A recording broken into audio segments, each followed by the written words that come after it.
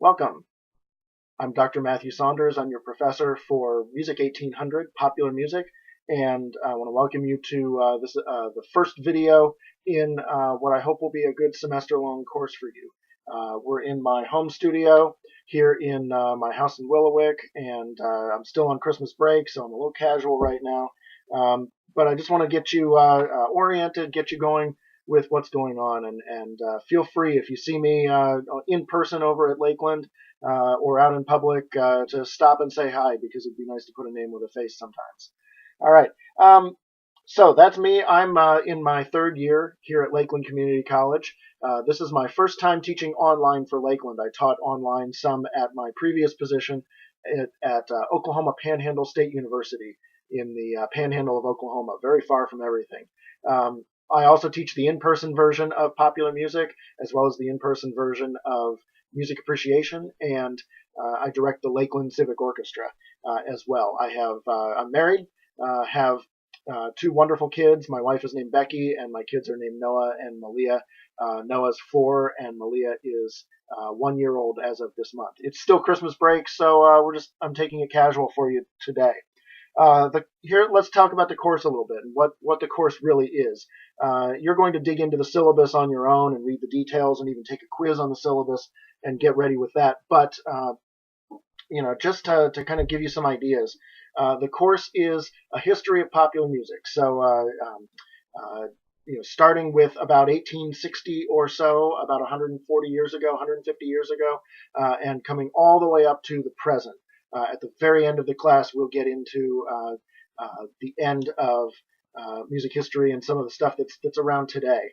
The idea is to get you past just letting music go in one ear and out the other, to give you a real sense of what has been there before, what is out there now, and what to listen for in music as you kind of decide what it is that you like, what your favorite styles are. I want you not to just like them, but to know why you like them.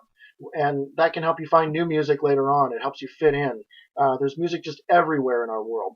We also are going to look at some of the technology and some of the business decisions and some of the industrial and commercial things that have happened over the last decade, the last 100 years or so, that really have made popular music as we know it today possible, because 200 years ago there really wasn't such a thing as popular music the way there is today. It's a totally different thing. Sometimes people say, oh, well, classical music, Beethoven and Brahms and Bach, all that was the popular music of its day, and that's not really true in the sense that we understand popular music today. More people have probably heard Taylor Swift's latest single within a 24 hours of its being released than ever heard Brahms music, any of it, in his entire life. So we live in a very different world now than we did 200 years ago. So our approach to studying popular music has to be different from classical music. All right, I want to point out your two textbooks. This one is American Popular Music from from Minstrelsy to MP3, the 4th edition. You're going to be reading pretty much all of the material that's in here. Make sure that you also have access to the downloadable audio. You'll need to get that because it will. There are places in here where they will take some of the songs that you are listening to and analyze it and break it down song by song. The other item that you need to have is the course packet, right, for Music 1800. And this is specific to this semester. Now, it does include a lot of material that is in there just for the in-person class.